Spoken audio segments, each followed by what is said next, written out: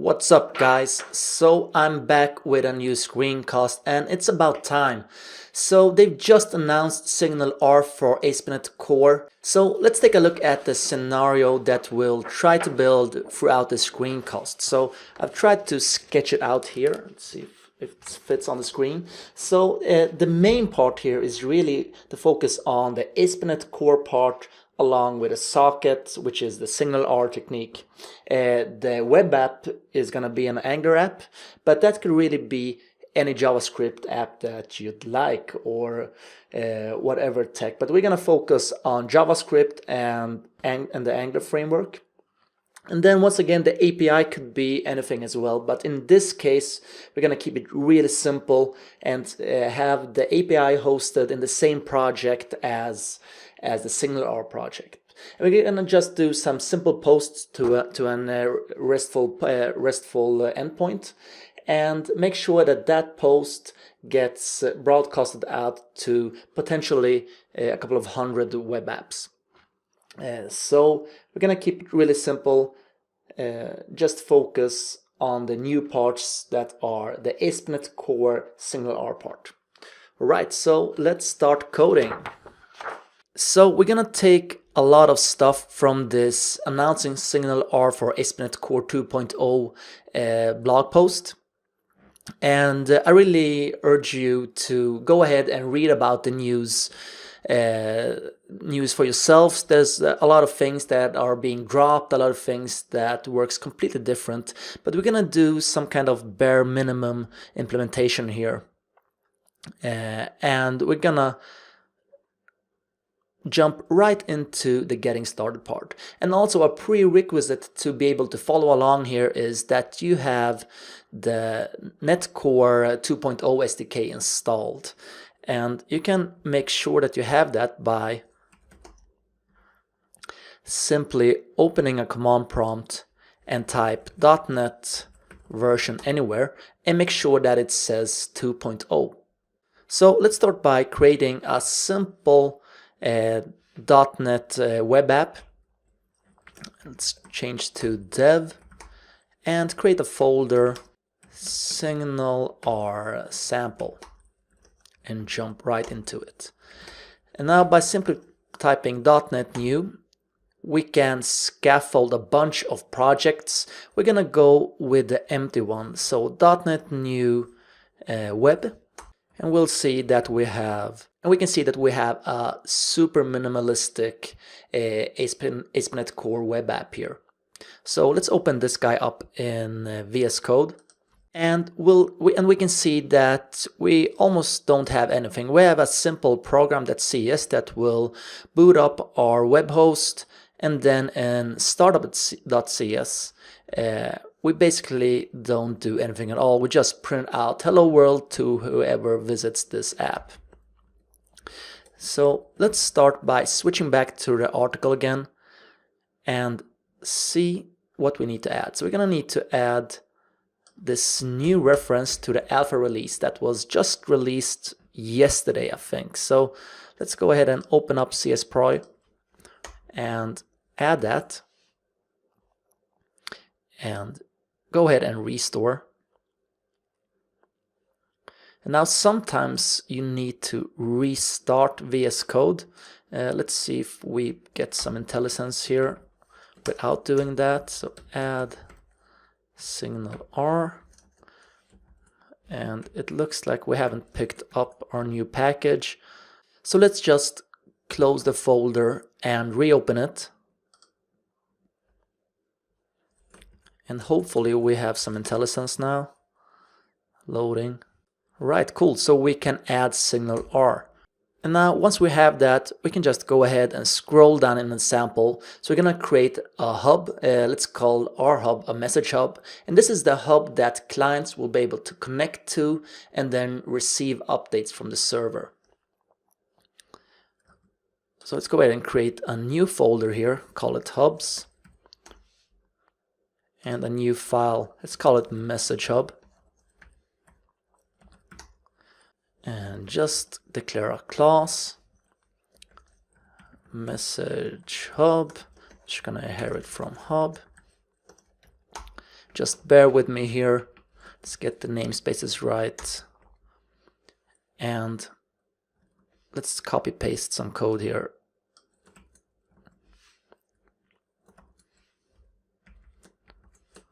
Once again, import. And we want a send method where we can pass in a message and then just invoke send on all our clients. Right, so we got that part down. Let's go ahead and see what else we need to do. So we're going to need to configure the route to our hub. So let's just copy paste that code as well and switch back to startup.cs. And instead of doing these things here, let's go ahead and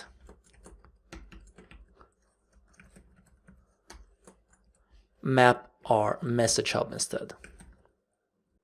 So if you run this application, clients should now be able to connect to the following endpoint.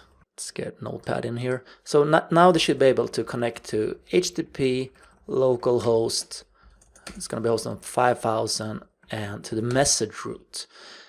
So we can connect to this hub, but we won't really receive anything. So what I'm going to do, I'm going to go ahead and create a RESTful endpoint, just a simple controller using AspNetCore MVC, and we'll be able to post to that controller.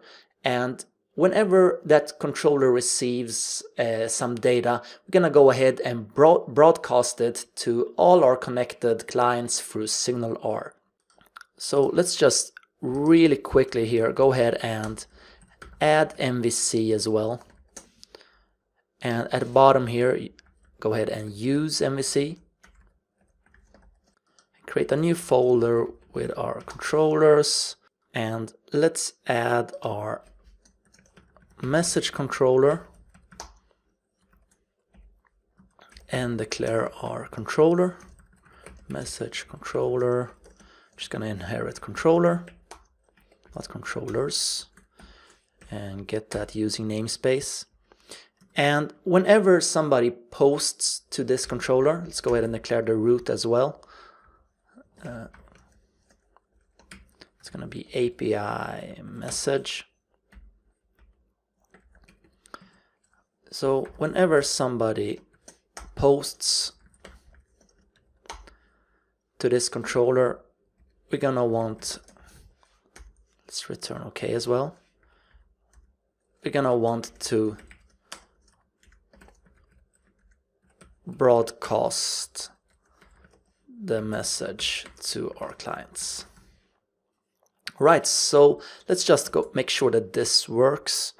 So let's come back to the command prompt and make sure that this builds.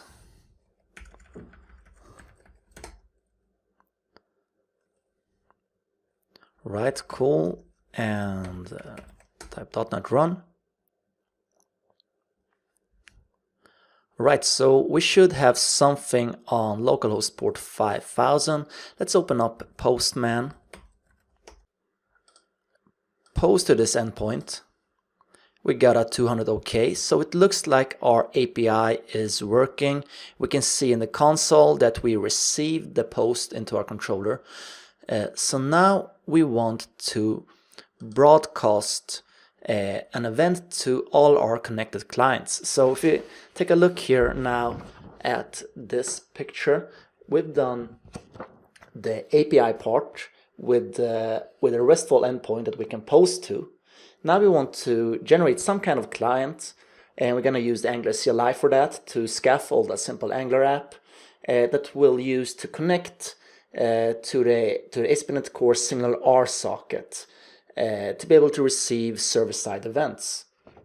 So now that we have this in place, let's switch back to the article, and we scroll down just a little bit further. We can see that we have a SignalR client provided by the AspNet team themselves.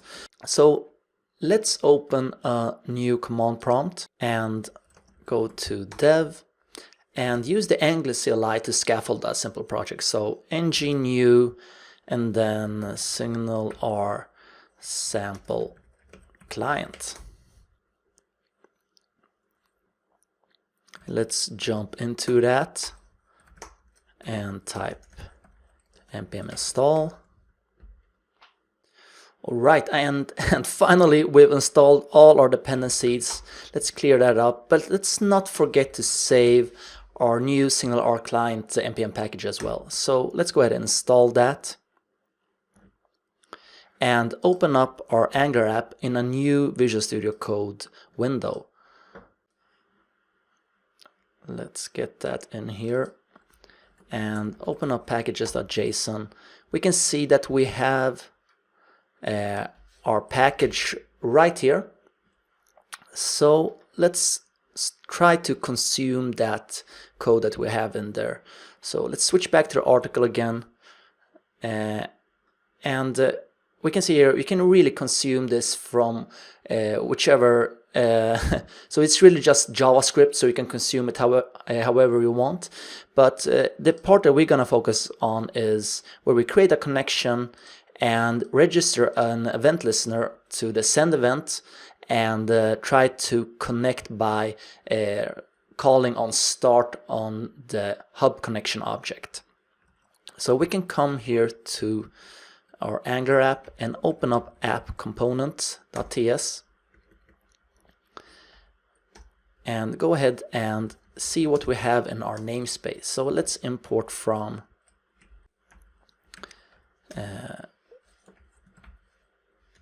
let's open up package.json and get the name. So let's import from there and see what we have here. So hopefully we'll see our hub connection here, right? And we're gonna make this guy implement on init.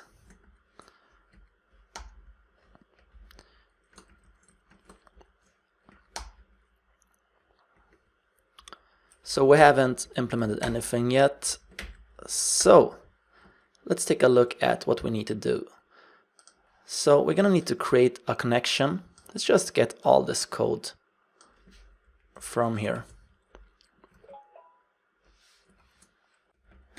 And instead, and get rid of the SignalR and try to connect to HTTP. So we're gonna run on a different port. By default, our Angular app will run on port 4200.